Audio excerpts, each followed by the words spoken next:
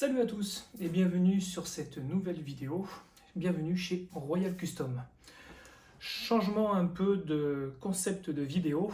On va changer la vue type où vous voyez des évolutions de projets et des projets finis, que ce soit aussi bien vélo que moto, pour des vidéos, on va dire, un peu plus immersives. Ça va être des vidéos un peu comme ce qu'on va faire aujourd'hui, préparation de projet, où vous allez voir un peu l'évolution depuis le démontage d'une moto ou d'un vélo quand il y a un démontage, préparation des pièces, redressage quand il y en a, et c'est le cas sur la moto que je vais vous présenter tout de suite après. Mise en peinture, séchage, remontage, des éventuels rattrapages type coulure, peau d'orange, ça arrive même au meilleur malheureusement, et remontage et remise du véhicule, que ce soit vélo ou moto, au propriétaire du dit véhicule. Voilà, donc aujourd'hui on commence. Présentation de la moto. Nous sommes sur une Electra, un modèle ultra classique, comme vous pouvez le voir. Une magnifique moto qui a malheureusement été un peu maltraitée par l'ancien propriétaire. Le propriétaire actuel, Kevin, me l'a ramené pour que je lui refasse une petite beauté. Donc on peut voir que l'ancien propriétaire a par exemple essayé de faire un début de lustrage, sauf qu'il est venu à différents endroits cramer la peinture carrément. Ça a chauffé, ça l'a fait cloquer, c'est pas beau du tout. Redressage également ici, on le voit à la caméra ici, c'est bien enfoncé, donc il y aura un peu de redressage.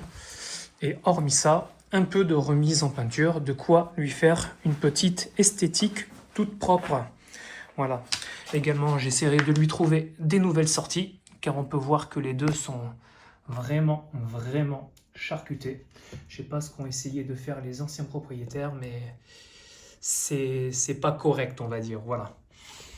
Il n'y a pas les sacoches, étant donné que Kevin va en récupérer des nouvelles. Il y avait des sacoches plates, il va mettre des sacoches bagueurs un peu dans le même style que celle-ci.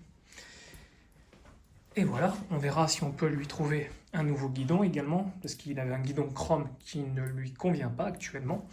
Donc on verra pour lui trouver un guidon full black, histoire d'avoir une moto assortie, étant donné qu'elle sera habillée d'une robe entièrement noire. Pas de dégradé, pas de kit déco comme c'est le cas actuellement ici par exemple. Je verrai avec lui s'il souhaite toujours garder les logos Harley-Davidson USA qui sont déjà présents mais qui font partie du kit déco sur la peinture qui est d'époque. Et voilà, on gardera par contre, je pense, étant donné que derrière je vous montrerai au démontage les logos, les inscriptions ultra classiques, étant donné qu'il y a des petits trous derrière qui viennent les garder en place.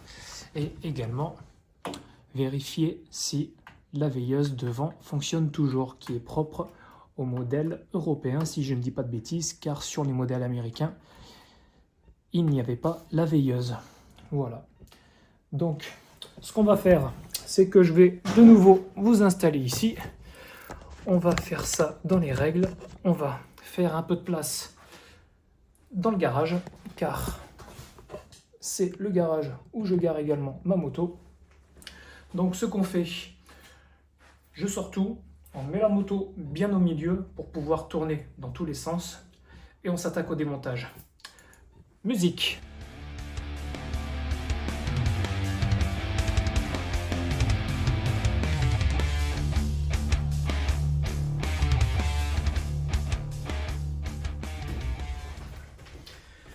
Et voilà, la moto est en place. On va pouvoir commencer à s'attaquer au démontage de la belle. On va sortir les outils. Clé américaine oblige, étant donné qu'il y a pas mal de pièces qui sont tenues avec de la visserie américaine, hormis le torx qui est ici, qui sera pour le coup du torx classique. On va commencer par le cache qui est ici. Alors, d'abord enlever la batterie, la selle. Et là, logiquement, hop, premier cache.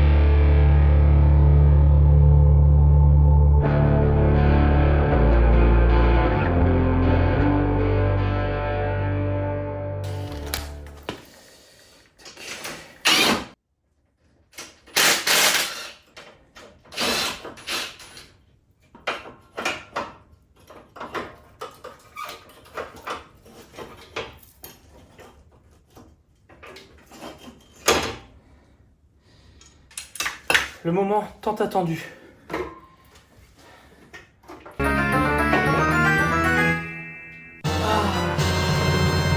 Ici, on a ce qui permet de rigidifier les supports de sacoche avec les supports de cartouches d'échappement sur Silent Block. Et surtout, ça empêche les vibrations.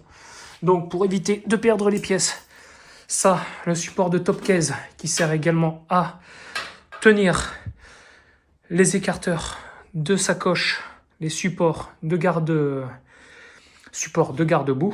et également le support de cartouche d'échappement. On évite de perdre les pièces, on évite de perdre des vis. Comme ça, quand on remonte tout d'un coup.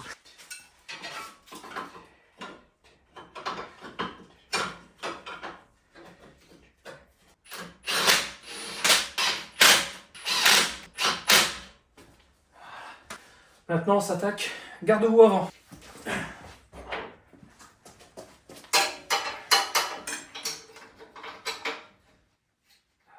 Du coup, voilà.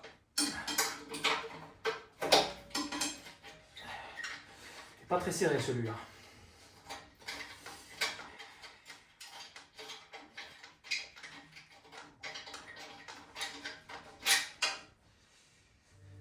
Il n'y avait même pas de frein filé.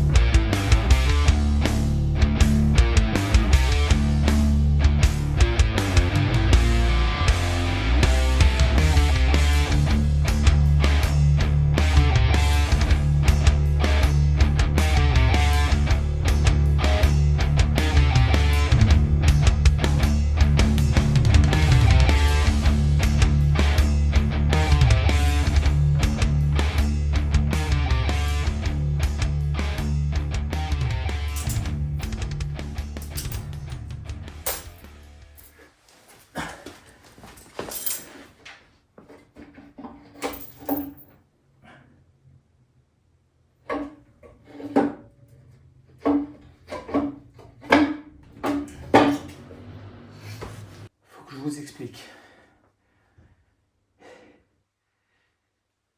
C'est débile. Au lieu d'avoir fait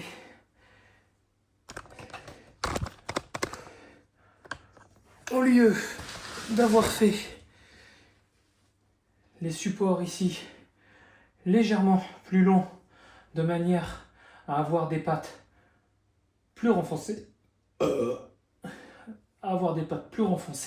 et que ça passe entre les pieds de fourche. Alors là, ils se sont dit, on est très con, les supports, on va les faire plus courts, et les pattes, on va les faire dépasser plus large que la fourche. Ce qui fait que, si je résume, il faut, vu que je pense qu'on ne peut pas démonter ça ici, étant donné que c'est rifté, il faut enlever le bloc complet de la roue avant.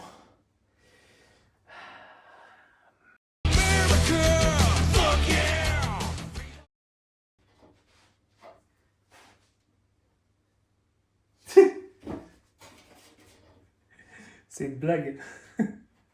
Vous vous souvenez que je vous disais, sur les modèles européens, il y a une veilleuse qu'il n'y a pas sur les modèles américains. Je viens de me rendre compte que la veilleuse là, eh ben, c'est exactement le même montage que sur la Harley électrique que j'ai acheté pour mes enfants. Elle n'est pas câblée. Donc, ça se trouve dedans. Il y a une ampoule. Mais elle n'est pas câblée. Elle est juste là pour faire déco. Donc, il y a juste un énorme cache moche. Putain. Ça va me faire chier jusqu'à quand, toi? C'est du 1,5? Ah non, c'est pas du 1,5. Donc, c'est du 7/16e. Manière de bien faire chier le monde. Donc, ça veut dire que niveau montage, on est proche d'un montage de jouet. C'est-à-dire que c'est pas raccordé. Oui, c'est ça. Allez.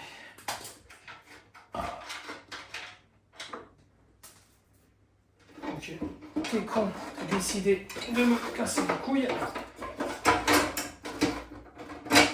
Tu t'es dit, on va casser les couilles jusqu'au bout. Voilà. Ouh. Ah.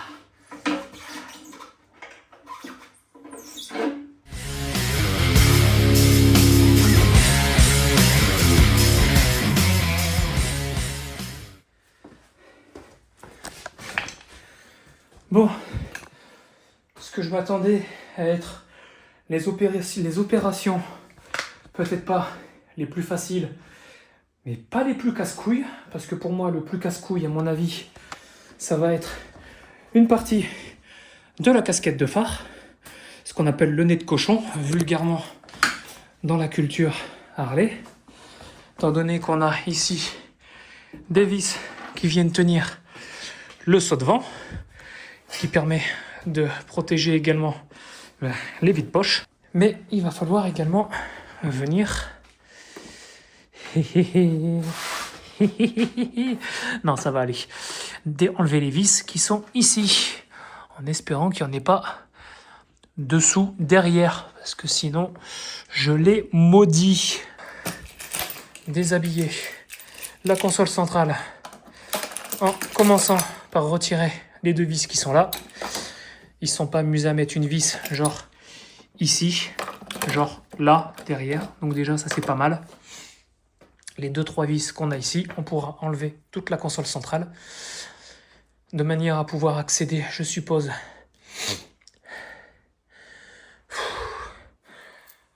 On va démonter.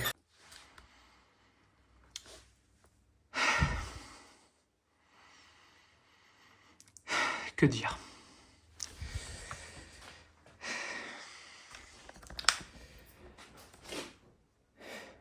L'enregistrement s'est coupé pendant que j'étais en train de démonter le Batwing, le nez de cochon. Donc, comme je m'en doutais, comme je l'espérais qu'il n'y ait pas et qu'il y a eu, il y a également, en passant derrière ici, où est-ce que je suis là? Là, je suis là. Deux vis qui viennent maintenir le tout. Donc les vis, il faut que je les retrouve. Je crois que j'ai tout ici. À mon avis, il n'en manque pas. Donc ça, c'est les deux extrémités. Celle-ci, 4, 3. Ça, c'est celles qui viennent à l'intérieur. Voilà. Bref. Le Batwing est retiré. On va pouvoir maintenant s'attaquer au réservoir, qui va être plus casse-couille à mon avis à démonter qu'un réservoir de sports.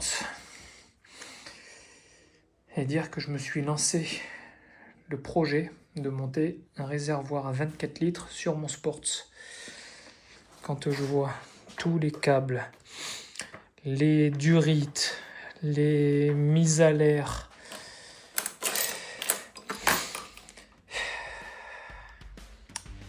let's go.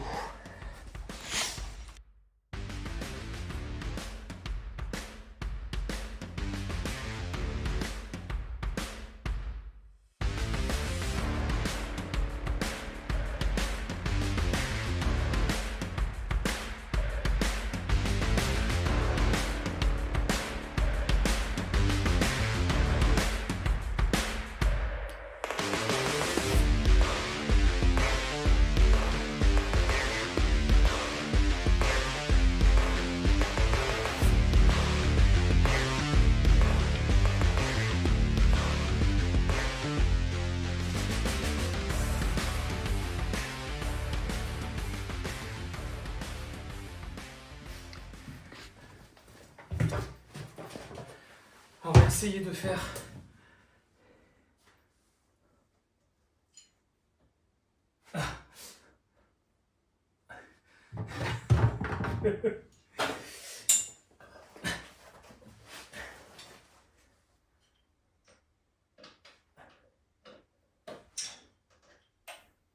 non.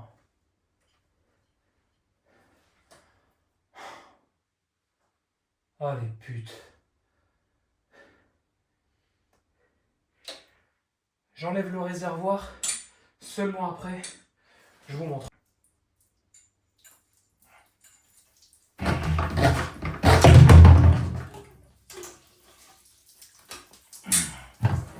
Oh, connasse.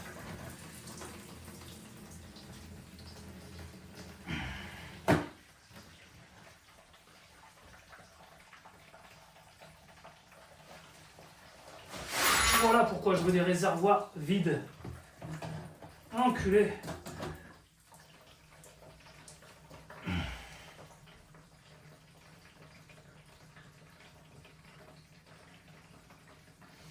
Le réservoir est presque vide.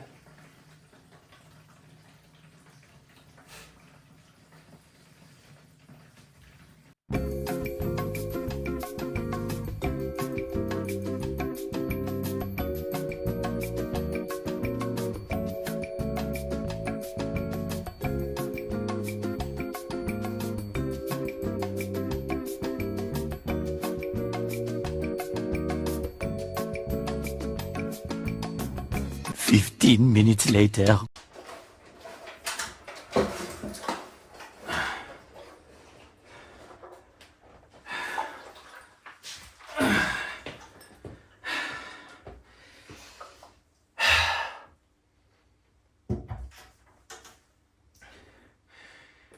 Le système en soi n'est pas con. Ce qu'il est, en revanche, c'est que quand tu veux retirer le réservoir, tu n'as pas le choix que d'en foutre de partout. Moralité, si tu veux changer le réservoir ou l'enlever, assure-toi d'avoir d'abord brûlé toute l'essence. En gros, avant de m'amener ta moto, si tu veux que je te la démonte, mets-la à sec. Va rouler, va t'amuser, va rouler. Et autre chose, je m'étais dit au début, je vais le retirer par là. On va te caler comme ça, voilà. Donc, j'avais commencé à retirer ce petit collier. Je me suis dit, la gravité fait qu'il y aura peut-être plus d'essence là que là, ce qui était le cas, parce qu'il était penché vers ce côté-là. Je me suis dit, on va le remettre le collier, et je vais enlever le collier ici. Comment tu l'enlèves, ce putain de collier de merde, là? Il est serti, connard.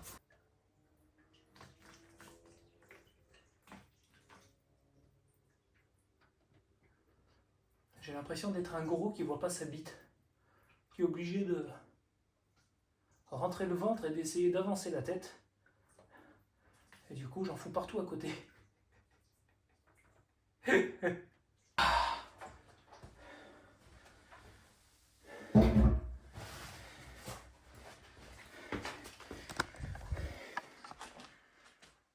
Waouh!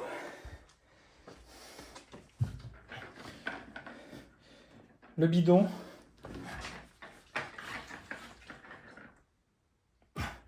Non, il est à la moitié.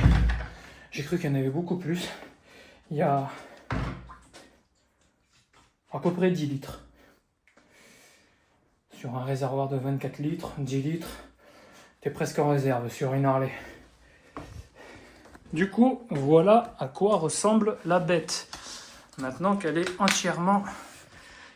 quasiment entièrement dépouillée. Un gros cadre, un gros moteur, voilà, une belle poutrelle de chantier. Pour avoir roulé un peu avec, ça accélère bien. Ça manque un peu de freinage malgré le double frein à disque à l'avant. Ce qui est con, c'est que c'est pas du radial. Après, c'est pas une fourche inversée, hein. Ça en donne l'impression, mais c'est une fourche classique. C'est juste qu'ici, il y a un habillage, un accastillage qui vient cacher les tubes de fourche. Mais je sais pas si on le verra d'ici. Non, on le verra pas. Faudrait vraiment le démonter. On est sur le même principe que là. Des plongeurs avec les fourreaux de fourche. Sauf que là, ils se sont dit, pour faire plus massif, on va venir mettre un fourreau par-dessus. Ce qui fait que quand la moto plonge, il y a le fourreau qui descend avec les plongeurs, étant donné que c'est fixé sur l'étai de fourche inférieur. Elle est bientôt finie d'être mise en peinture, elle. C'est mon bébé, elle. Je ferai une vidéo dessus pour dire exactement ce que j'ai fait.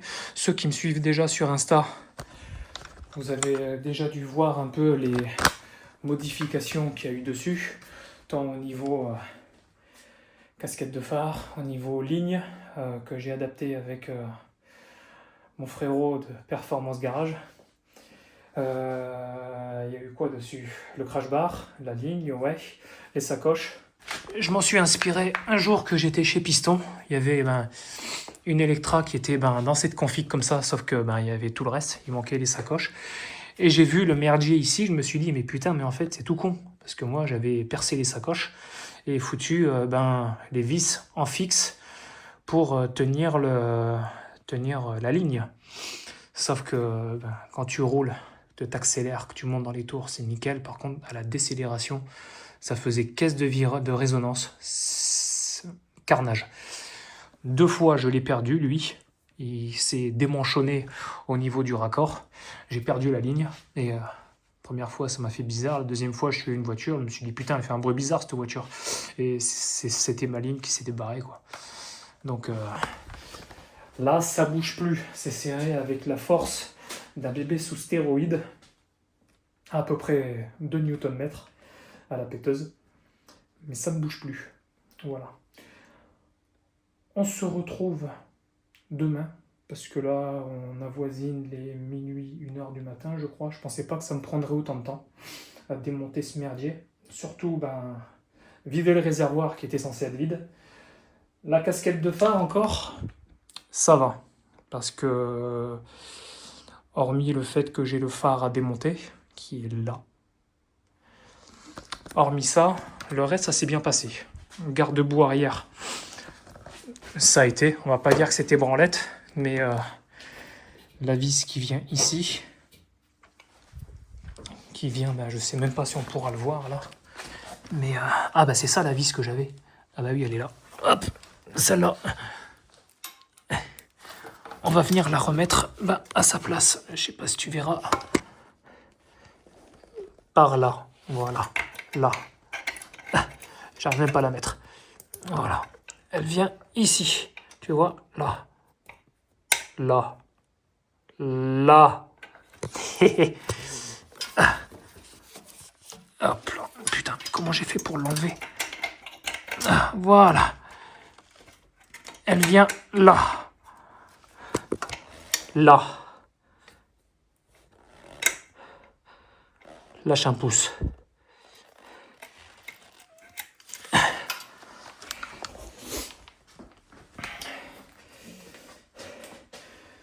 Si tu es arrivé jusqu'ici dans la vidéo, mets en commentaire bébé sous stéroïdes. Pourquoi, je sais pas.